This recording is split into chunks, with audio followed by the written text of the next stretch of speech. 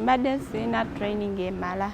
Opponent singa mbadde nga nina training emala twakabadde nga mukuba kubanga olwadde ye musingako. And we have Koshika, we have Prakash and Christina Vanges Spain. Buli lwobeera ku podium kitegeeza nti okoze bulungi kubanga si bonna bakola ki batuuka ku podium. Kati ne kiba nti kituwadde amaanyi kuba nti tujja kwongera munnya amaanyi kuba nti tuyamba bano abantu abaliko obulemu okuba nti nabo bafuna akaseko kuki mu maaso.